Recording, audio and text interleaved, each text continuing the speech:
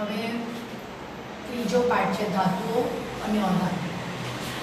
આગળનો જે acid base અને ક્ષારનું કર્યું એ જો વ્યવસ્થિત કરવામાં આવે ને શીખવામાં આવે તો હવે પછી આ પાર્ટમાં કે આના પછીના પાર્ટમાં આ પાર્ટમાં તો એટલીસ્ટ નવું કશું જ નથી, બધું જ એસિડ બેઝ વાળા પાર્ટનું રિપીટેશન છે. તો સૌથી પહેલું છે કે ધાતુઓ અને અધાતુ. તો પહેલો જ ક્વેશ્ચન છે કે વાહકતાના આધારે તત્વોનું વર્ગીકરણ. તમને ચર્ચા કરી ગયા આપણે કે કુદરતમાંથી 117ની આસપાસ તત્વો શોધાયેલા છે ટોટલ એમાંથી 1 થી 92 નંબરના કુદરતમાંથી મળેલા અને એ બધાને વ્યવસ્થિત ગોઠવણી કરવામાં આવે છે અને જે ગોઠવણી છે તેને આવર્ત કોષ્ટક કહેવામાં આવે. એના અમુક નિયમ ગુણધર્મ છે તે આપણે જોઈશું હવે એના પછીના લેસનમાં, 5મા લેસનમાં છે. હવે પહેલા તો છે કે વાહકતાના આધારે તત્વોનું વર્ગીકરણ. જે તત્વો શોધાયા છે વાહકતાના આધારે એનું કેટલી કેટેગરીમાં વર્ગીકરણ થાય તો કે વાહકતાના આધારે ધાતુ તત્વ, અધાતુ તત્વ અને અર્ધધાતુ તત્વ. ધાતુ તત્વ, અધાતુ તત્વ અને અર્ધધાતુ તત્વ જે શોધાયેલા છે કે જે મળ્યા છે એમાંથી ધાતુ તત્વો છે, અધાતુ તત્વો છે અને અર્ધધાતુ તત્વો છે. ધાતુ તત્વના 2-3 ઉદાહરણ છે કોપર એટલે તાંબુ, સિલ્વર અને એલ્યુમિનિયમ. આ બધા ધાતુ તત્વો છે. ઘણા બધા ધાતુ તત્વો છે. અહીંયા 3 ઉદાહરણ આપ્યા છે. અધાતુ તત્વોમાં ઓક્સિજન, નાઇટ્રોજન, ક્લોરીન, સલ્ફર આ બધા અધાતુ તત્વો છે. ધાતુ તત્વોનું વાહકતાને આધારે તો કે ધાતુ તત્વો વિદ્યુતનું સારા પ્રમાણમાં વહન કરે છે અને વિદ્યુતનું વહન સારા પ્રમાણમાં કરે એટલે એને ધાતુ તત્વ. જે વિદ્યુતનું વહન કરી જ નથી શકતા તેને અધાતુ તત્વ કહેવાય. અને અર્ધધાતુ તત્વો તો કે ધાતુ કરતાં ઓછું વહન થાય ને અધાતુ કરતાં વધારે વહન થાય તો તેને અર્ધધાતુ તત્વ કહેવાય. વિદ્યુતનું વહન સારા પ્રમાણમાં કરે તે ધાતુ તત્વ, વિદ્યુતનું વહન બિલકુલ કરી જ નથી શકતા અધાતુ તત્વ, અને ધાતુ કરતાં ઓછું અને અધાતુ કરતાં વધુ તો તે અર્ધધાતુ તત્વ. એમાં છે સિલિકોન, જર્મેનિયમ આ બધા અર્ધધાતુ તત્વો છે. હવે ધાતુના ગુણધર્મો તો કે ધાતુ શુદ્ધ અવસ્થામાં હોય તો તે ચળકાટ ધરાવે છે. ધાતુઓ શુદ્ધ અવસ્થામાં ચળકાટ ધરાવે છે. ઓરડાના તાપમાને એટલે નોર્મલ ટેમ્પરેચર હોય તો તે ઘન અવસ્થામાં હોય છે. પણ અપવાદ છે પારો ઓરડાના તાપમાને પ્રવાહી અવસ્થામાં છે. બધી ધાતુઓ ઘન અવસ્થામાં હોય, અપવાદ પારો પ્રવાહી અવસ્થામાં છે. અને બીજું કે તે સખત હોય, ધાતુઓ સખત હોય પણ અપવાદ છે લિથિયમ, સોડિયમ, પોટેશિયમ આ બધી નરમ ધાતુ છે. નરમ ધાતુ એટલે કેવું કે તમારે એલ્યુમિનિયમ, લોખંડ એને તમે કાપી નથી શકતા, પણ આ લિથિયમ, સોડિયમ, પોટેશિયમ તેમાં સોડિયમ તો કેવી તો સમજો કે પનીર હોય તો પનીરનું ચોસલું આપણે ચપ્પુ વડે કાપીએ. એક્ઝેક્ટ સેમ સોડિયમ એટલી બધી નરમ ધાતુ છે કે તેને ચપ્પુ વડે કાપી શકાય છે. તો ઓરડાના તાપમાને ઘન છે અને સખત છે પણ અપવાદ છે પારો ઓરડાના તાપમાને પ્રવાહી છે. ધાતુઓ સખત છે, બધી ધાતુઓ સખત. અપવાદ 3 ધાતુ આપી છે લિથિયમ, સોડિયમ, પોટેશિયમ નરમ ધાતુ છે. એટલી નરમ છે કે તેને ચપ્પુ વડે કાપી શકાય છે. તણાવપણા અને ટીપાવપણાનો ગુણધર્મ ધરાવે છે. હવે તણાવપણા અને ટીપાવપણાનો એટલે ગરમ કરવામાં આવે અને તેને ટીપવામાં આવે તો તેને ટીપીને પતરા બનાવી શકાય, એને ટીપાવપણાનો ગુણધર્મ કહેવાય. ખેંચીને તાર બનાવી શકાય એને તણાવપણાનો ગુણધર્મ કહેવાય. તો ધાતુઓ આ તણાવપણા અને ટીપાવપણાનો ગુણધર્મ ધરાવે છે. ધાતુઓ ઉષ્મા અને વિદ્યુતની સુવાહક છે. ઉષ્માની પણ સ્ત્રોત જ આપણે ધાતુના વાસણમાં રસોઈ કરીએ છીએ. લાકડાના વાસણમાં આપણે રસોઈ નથી કરી શકતા કારણ કે લાકડું વિદ્યુતનું અવાહક છે. વિદ્યુતનું કે પછી ઉષ્માનું પણ તે અવાહક છે. તો કે ઉષ્મા અને વિદ્યુતની ધાતુઓ સુવાહક છે. તેમના ગલન બિંદુ ઊંચા હોય છે. ગલન બિંદુ એટલે કોને કહેવાય તો કે જે તાપમાને પદાર્થનું ઘન સ્વરૂપમાંથી પ્રવાહી સ્વરૂપમાં રૂપાંતર થાય તે તાપમાનને તે ઘન પદાર્થનું ગલન બિંદુ કહેવામાં આવે છે. તો ધાતુઓના ગલન બિંદુ ઊંચા હોય છે પણ અપવાદ છે ગેલિયમ અને સીઝિયમ. ગેલિયમ અને સીઝિયમ બે એવી ધાતુ છે કે જેના ગલન બિંદુ નીચા છે. તે રણકાર ઉત્પન્ન કરે છે. ધાતુઓ રણકાર ઉત્પન્ન કરે છે. આપણા ઘરમાં પણ કશે આપણા ઘરમાં મોટા ભાગે સ્ટેનલેસ સ્ટીલના વાસણો હોય, કશેથી પણ પડે કરે તો આમ રણકાર આવે, રણક ઉત્પન્ન થાય. તો ધાતુઓ રણકાર ઉત્પન્ન કરે છે. આ 6 આપ્યા છે ધાતુઓના ગુણધર્મો. બરાબર. આપણે અપવાદ પણ જોઈ ગયા કે ભાઈ ધાતુઓ સખત છે પણ અપવાદ લિથિયમ, સોડિયમ, પોટેશિયમ કેવી છે તો કે તે નરમ છે. ધાતુઓ ઘન સખત આપણે ઓરડાના તાપમાને ઘન અવસ્થામાં હોય પણ આપણે અપવાદ હતો કે પારો તો કે પ્રવાહી સ્વરૂપ. એટલે આપણે બધામાં અપવાદ પણ જોઈએ. હવે અધાતુ આપણે કહીએ કે ધાતુઓ ઘન અવસ્થામાં પણ અપવાદ છે પારો. તો અધાતુઓ તો કે અધાતુઓ ઘન અને વાયુ અવસ્થામાં જોવા મળે. અધાતુઓ ઘન અને વાયુ અવસ્થામાં જોવા મળે. પણ એક જ અધાતુ તત્વ બ્રોમિન એ પ્રવાહી અવસ્થામાં જોવા મળે છે. તો અપવાદ છે અધાતુઓ ઘન અને વાયુ સ્વરૂપમાં જોવા મળે પણ અપવાદ છે બ્રોમિન પ્રવાહી સ્વરૂપમાં જોવા મળે. એટલે મોટા ભાગે બ્રોમિન નથી બોલવામાં આવતું, બ્રોમિન જળ બોલવામાં આવે કારણ કે બ્રોમિન પ્રવાહી અવસ્થામાં મળે. તો કે ઘન અવસ્થામાં કાર્બન, સલ્ફર, આયોડિન આ બધી ઘન અવસ્થા છે. પ્રવાહીમાં એક જ છે બ્રોમિન. વાયુમાં ઓક્સિજન, હાઇડ્રોજન, નાઇટ્રોજન આ બધી અધાતુઓ વાયુ સ્વરૂપમાં છે. અધાતુ તત્વના ગુણધર્મો તો કે અધાતુ તત્વ ઘન અથવા વાયુ સ્વરૂપે હોય છે. અપવાદ લખવાનું બ્રોમિન પ્રવાહી સ્વરૂપમાં છે. બરાબર. તે ઉષ્મા અને વિદ્યુતની અવાહક હોય છે. ધાતુ ઉષ્મા અને વિદ્યુતની શોભાવ, અધાતુ ઉષ્મા અને વિદ્યુતની અવાહક. પણ કાર્બન એ અધાતુ તત્વ છે. પણ કાર્બન કુદરતમાંથી ઘણા બધા સ્વરૂપે જોવા મળે છે, મળી આવે છે. અને જેટલા સ્વરૂપે જે મળી આવે છે તેને કાર્બનના બહુરૂપ અથવા તો અપરૂપ કહેવામાં આવે. તો કાર્બનનું જે બહુરૂપ ગ્રેફાઇટ છે, જે ગ્રેફાઇટ એટલે આપણે પેન્સિલનો કણ કહીએ, તે વિદ્યુતનું સુવાહક છે. તો અધાતુઓ ઉષ્મા અને વિદ્યુતની અવાહક છે પણ અપવાદ ગ્રેફાઇટ એ વિદ્યુતની સુવાહક છે. તણાવપણા કે ટીપાવપણાનો ગુણધર્મ તે ધરાવતી નથી.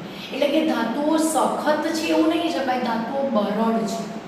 બરડ એટલે તો કે ધાતુઓને ટીપવા જઈએ અને અધાતુઓને ટીપવા જઈએ તો તે ટીપાશે નહીં પણ તે તૂટી જશે. નાના તેના પાર્ટિકલ્સમાં તે વહેંચાઈ જશે. બરડ છે, સખત નથી. તો કે તે તણાવપણા કે ટીપાપણાનો ગુણધર્મ ધરાવતી નથી. ધાતુ તત્વોની સરખામણીમાં અધાતુના ગલન બિંદુ અને ઉત્કલન બિંદુ નીચા હોય છે. ધાતુ તત્વની સરખામણીમાં અધાતુ તત્વના ગલન બિંદુ અને ઉત્કલન બિંદુ નીચા હોય છે. પણ કાર્બનનું બહુરૂપ હીરો એ દુનિયાનો સૌથી સખતમાં સખત પદાર્થ છે. એ હીરાનું ગલન બિંદુ સૌથી વધુ છે. લખ્યું છે કાર્બનનું બહુરૂપ હીરો એનું ગલન બિંદુ ખૂબ ઊંચું હોય છે. તો આ અધાતુ તત્વના ગલન બિંદુ અને ઉત્કલન બિંદુ નીચા હોય છે પણ અપવાદ છે હીરો, કાર્બનનું બહુરૂપ હીરો એના ગલન બિંદુ ઊંચું છે. અધાતુઓ રણકાર ઉત્પન્ન કરતી નથી. અધાતુ આપણે કહીએ તો કંઈ અવાજ આવે એવું બનતું નથી. ધાતુ પડે તો ખબર પડે રણકાર થાય. જ્યારે અધાતુઓ ચળકાટ ધરાવતી નથી. અપવાદ છે આયોડિન ચળકાટ ધરાવે છે. ધાતુઓ ચળકાટ ધરાવે છે, અધાતુ તત્વો ચળકાટ નથી ધરાવતા પણ અપવાદ છે આયોડિન ચળકાટ ધરાવે છે. હવે જે ટોપિક છે તે છે ધાતુ અને અધાતુના ઓક્સાઇડ, જેની ચર્ચા પણ આપણે આગળના લેસનમાં કરી ગયા છે. આપણે કરી ગયા કે ધાતુના ઓક્સાઇડ, ધારો કે એક ઉદાહરણ જ આપ્યું છે. ધાતુ એક લીધી મેગ્નેશિયમ, તેનો ઓક્સાઇડ મેગ્નેશિયમ ઓક્સાઇડ. આ મેગ્નેશિયમ ઓક્સાઇડની પાણી સાથે પ્રક્રિયા કરે તો બેઝ બને છે. આપણે આ ચર્ચા ઘણી વાર કરી ગયા છીએ કે ધાતુ તત્વના ઓક્સાઇડ બેઝિક હોય છે અને અધાતુ તત્વના ઓક્સાઇડ એક લીધું મેં સલ્ફર, એની મેં ઓક્સિજન સાથે પ્રક્રિયા કરી સલ્ફર ડાયોક્સાઇડની પાણી સાથે પ્રક્રિયા કરું H2SO3 સલ્ફ્યુરસ એસિડ. તો ધાતુ તત્વના ઓક્સાઇડ બેઝિક છે, અધાતુ તત્વના ઓક્સાઇડ એસિડિક છે. તો આ ધાતુના ઓક્સાઇડના સ્વભાવ છે. ધાતુ તત્વના ઓક્સાઇડ બેઝિક હોય, અધાતુ તત્વના ઓક્સાઇડ એસિડિક હોય છે. હવે આપણે ધાતુના ઓક્સાઇડ અને અધાતુ તત્વના ઓક્સાઇડ જોઈએ. ધાતુના ઓક્સાઇડ બેઝિક હોય છે, અધાતુ તત્વના ઓક્સાઇડ એસિડિક હોય છે. તો અહીંયા ઉભયધર્મી ઓક્સાઇડ લખ્યું છે. હવે ઉભયધર્મી ઓક્સાઇડ એટલે જે એસિડ અને બેઝ બંને સાથે પ્રક્રિયા કરે અને ક્ષાર અને પાણી આપે. તો એલ્યુમિનિયમ ઓક્સાઇડ અને ઝિંક ઓક્સાઇડ. એલ્યુમિનિયમ ઓક્સાઇડ છે તે હાઇડ્રોક્લોરિક એસિડ સાથે પ્રક્રિયા કરે છે અને AlCl3 એલ્યુમિનિયમ ક્લોરાઇડ અને પાણી આપે છે. એટલે એલ્યુમિનિયમ ઓક્સાઇડ ધાતુનો ઓક્સાઇડ હોવા છતાં ધાતુનો ઓક્સાઇડ બેઝિક છે, જે બેઝિક ગુણધર્મ ધરાવે, પણ આ ધાતુનો ઓક્સાઇડ ઉભયધર્મી છે. ઉભયધર્મી એટલે આ ઓક્સાઇડ એસિડ અને બેઝ બંને સાથે પ્રક્રિયા આપે છે અને ક્ષાર અને પાણી બને છે.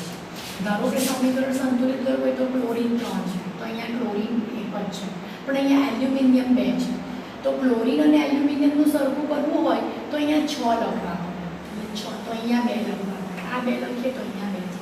હવે ઓક્સિજનની સંખ્યા સંતુલિત કરવી હોય તો 3 છે, 3 છે તો અહીંયા હું 3 લખું તો ઓક્સિજન 3 થઈ જાય, એટલે હાઇડ્રોજન 3 6 સમીકરણ સંતુલિત થઈ ગયું છે. હવે એલ્યુમિનિયમ ઓક્સાઇડ એ સોડિયમ હાઇડ્રોક્સાઇડ એટલે કે બેઝ સાથે પ્રક્રિયા કરે છે, તો NaAlO2 સોડિયમ એલ્યુમિનેટ આ ક્ષારનું નામ છે અને પાણી આપે છે.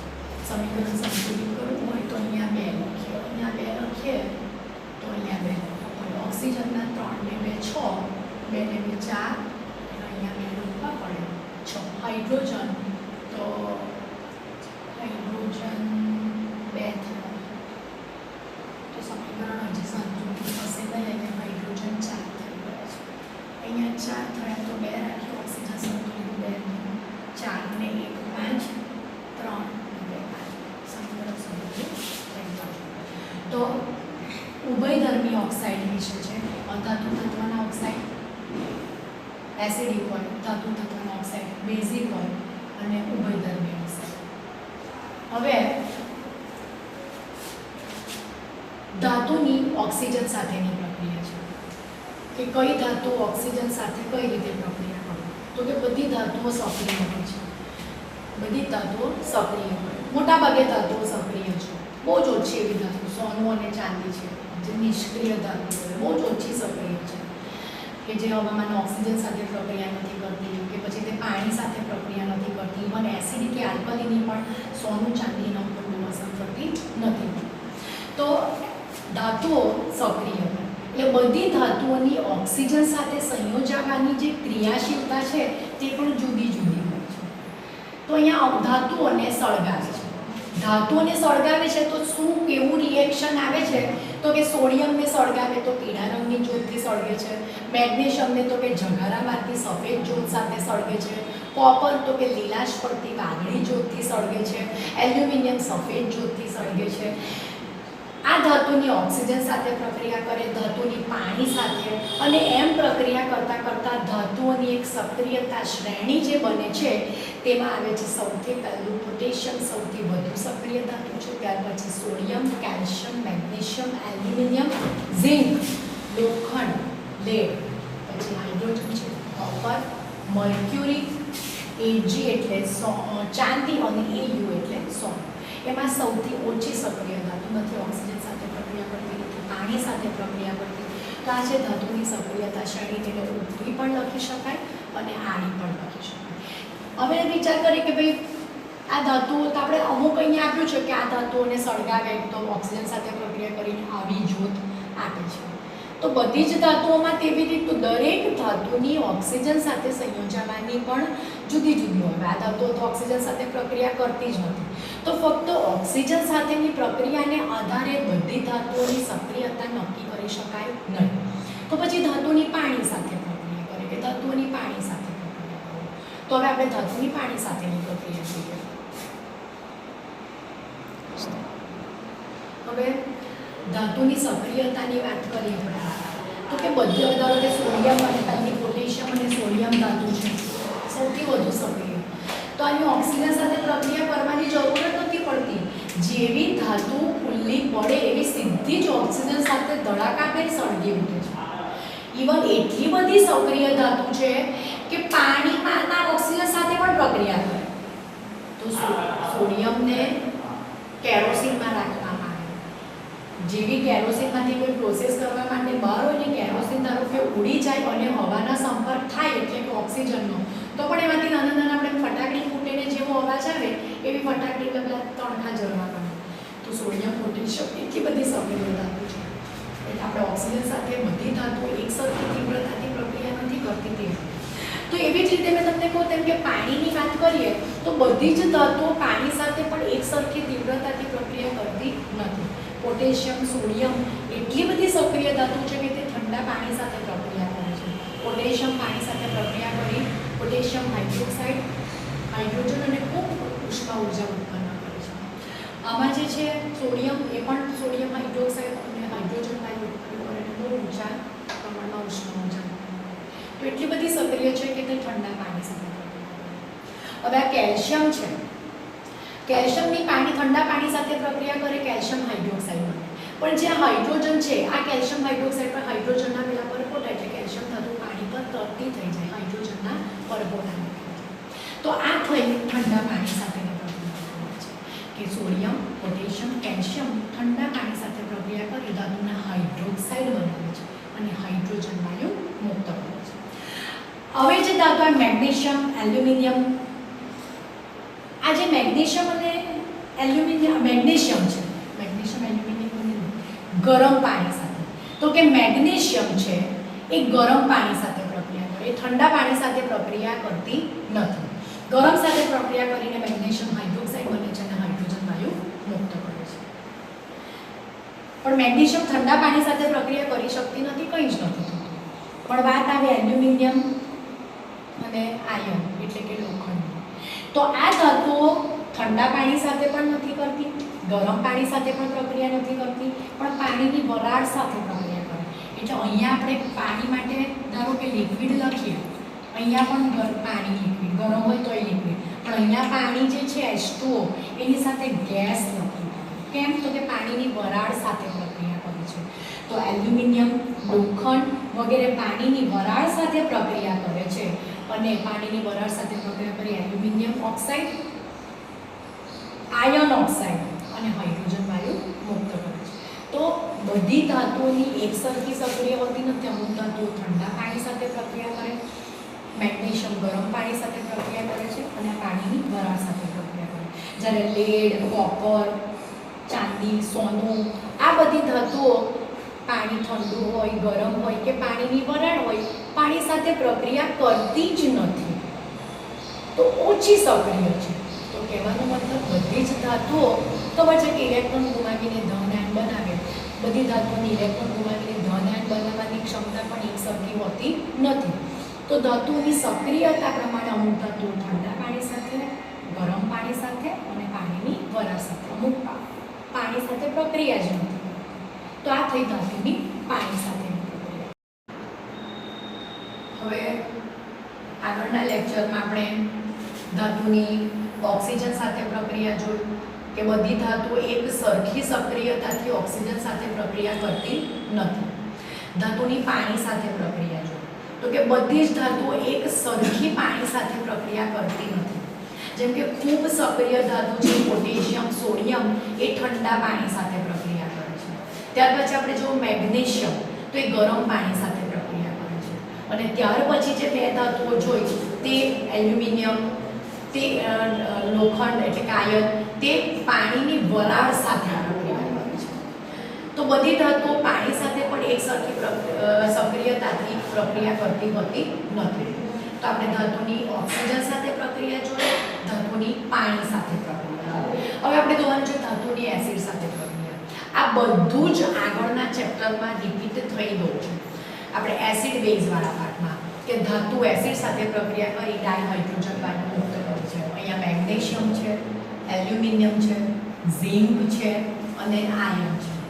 આ બધી ધાતુઓ સલ્ફ્યુરિક એસિડ, મંદ સલ્ફ્યુરિક એસિડ સાથે પ્રક્રિયા કરે છે. મેગ્નેશિયમ સલ્ફેટ બને, એલ્યુમિનિયમ સલ્ફેટ બને, Al+3SO4-2, ઝિંક સલ્ફેટ બને અને ફેરસ સલ્ફેટ બને અને હાઇડ્રોજન વાયુ મુક્ત કરે છે. તો આ બધી જ ધાતુઓ છે ધાતુઓ એસિડ સાથે પ્રક્રિયા કરી ડાયહાઇડ્રોજન વાયુ મુક્ત કરે છે. પણ આ થઈ HCl સાથે અને H2SO4 સાથે. આપણે ત્યારે પણ એ ડિસ્કશન કરી ગયા કે